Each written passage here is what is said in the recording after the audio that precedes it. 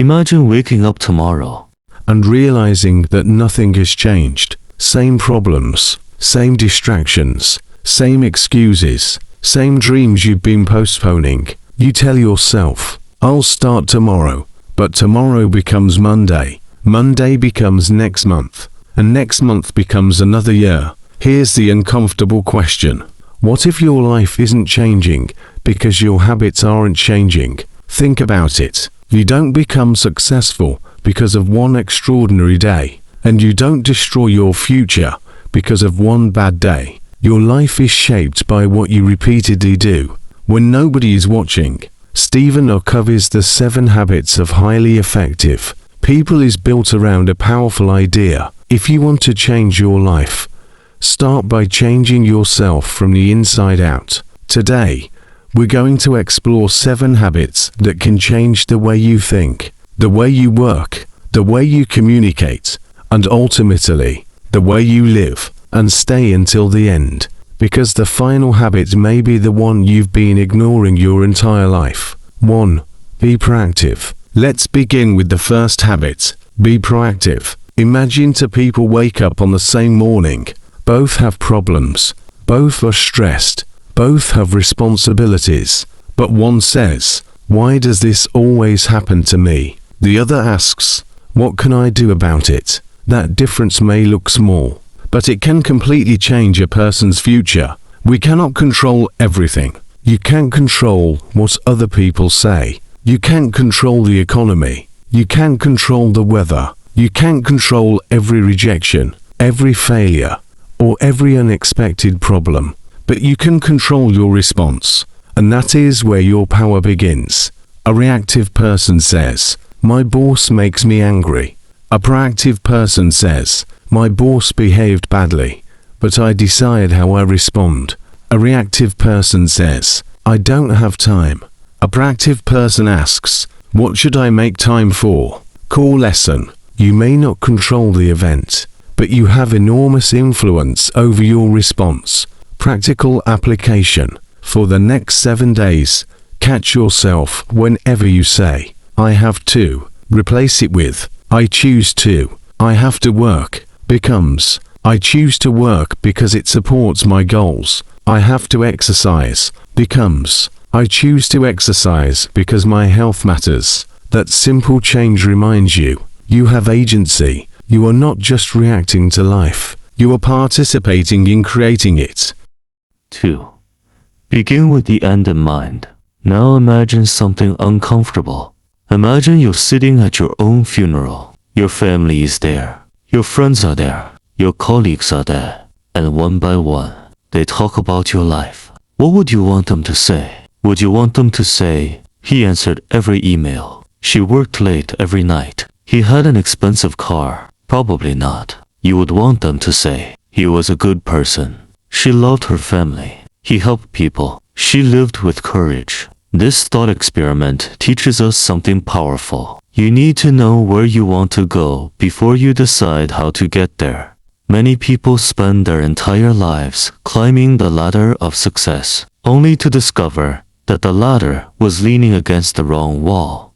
They chase money, then status, then recognition, and finally ask, "Why am I still unhappy?" Core lesson. Success without direction can still lead you to the wrong destination. Practical application. Tonight, take a piece of paper. Write, "What kind of person do I want to become?"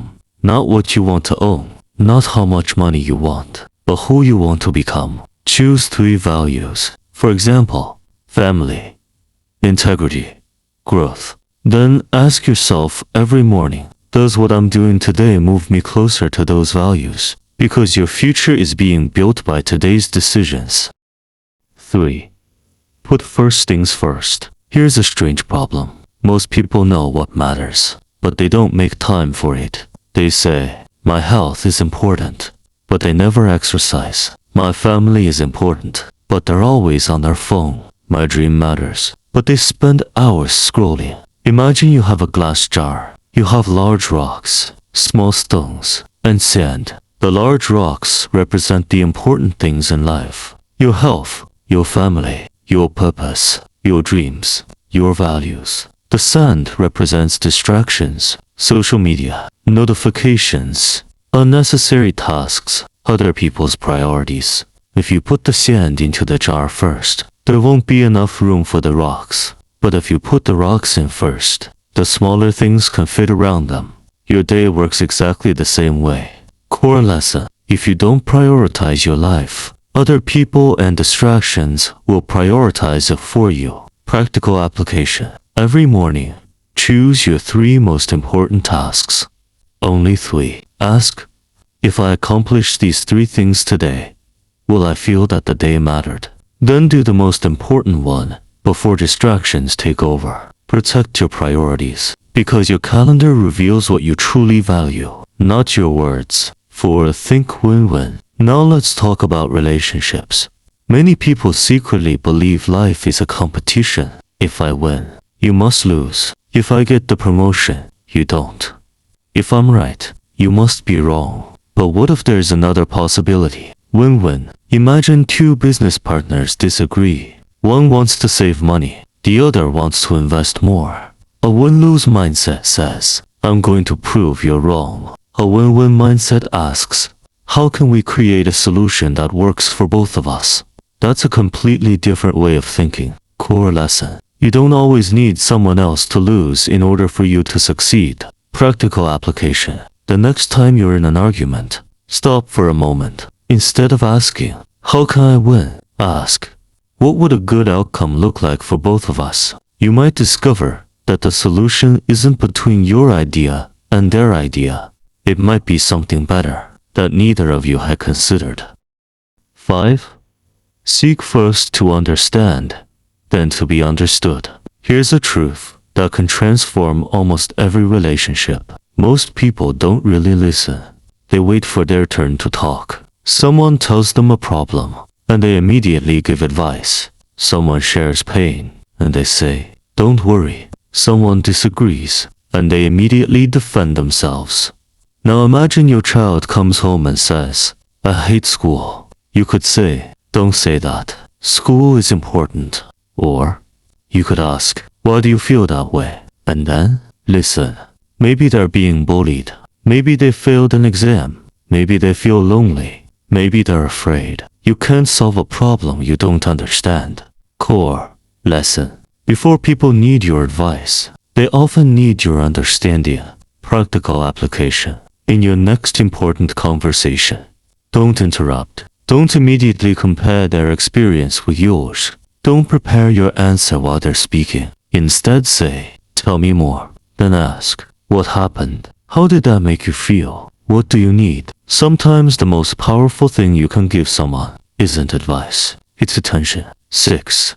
Synergize. The 6th habit is synergize. The idea is simple. Different doesn't mean wrong. Think about an orchestra. A violin doesn't sound like a drum. A piano doesn't sound like a trumpet. But when they work together, they create something beautiful. People are the same. One person may be creative, another analytical. One is optimistic, another cautious. One sees opportunities, another sees risks. If they fight because they're different, their differences become weaknesses. But if they combine those differences, they become strengths. Core lesson: you don't need everyone to think like you. You need people who can bring perspectives you don't have.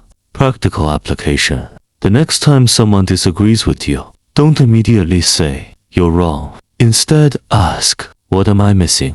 That question can open a completely different conversation. Maybe their perspective has something yours doesn't. Maybe, together, you can create a better answer. 7.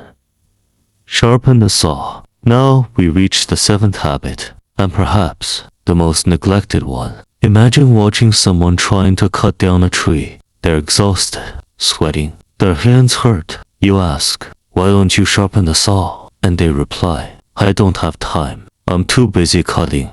Sounds ridiculous, but that's how many people live. They're too busy to sleep, too busy to exercise, too busy to read, too busy to think, too busy to spend time with family. They're using a dull saw and wondering why everything feels so difficult. Core lesson: sometimes the most productive thing you can do is stop and renew yourself. Your body needs renewal. Your mind needs renewal. Your relationships need renewal. Your inner life needs renewal. Practical application. Create for simple habits. Body. Exercise and sleep properly. Mind. Read and learn. Relationships. Spend meaningful time with people you love. Inner life. Reflect. Journal. Meditate. Or pray. You don't need 5 hours. Start with 30 intentional minutes a day, because you cannot keep giving if you never refill yourself. The bigger lesson. 7 habits. But underneath all 7 is one powerful message. Your life changes from the inside out. You can't always control what happens, but you can control your response. You can decide what matters. You can protect your priorities. You can improve your relationships. You can listen better. You can use differences as strengths, and you can renew yourself. But here's the most important part. Reading these habits won't change your life. Watching this video won't change your life. Knowing isn't enough. Practice is what creates transformation. Now, I want you to imagine yourself 5 years from today. Imagine that you practiced these habits consistently. You don't have a perfect life, but you're calmer, more intentional, more disciplined. Your relationships are stronger. You know what matters. You respect the person you have become. Now imagine another version of your future. 5 years pass, but nothing changes. Same distractions, same excuses, same promises. I'll start tomorrow. Which future do you want? Because here's the truth. Both futures are being created today, not someday, not next year. Today, every small decision is a vote for the person you're becoming. When you choose discipline over distraction, you're voting for your future. When you listen instead of reacting, you're voting for your future. When you protect your health, you're voting for your future. When you choose what truly matters, you're voting for your future. So don't try to change your entire life tonight. Choose one habit, practice it tomorrow, then again the next day, and again. Because a better life isn't created by one massive transformation. It's created by small choices, repeated consistently, until those choices become your character. You don't have to become a completely different person tomorrow. You simply have to make one better choice today, and then another tomorrow, and another the day after that, until one day you look back and realize your life changed because you changed. If this message gave you something valuable, comment below. I choose to change. And remember, your habits shape your actions shape your character, and your character shapes your life. Start today. Your future self is watching.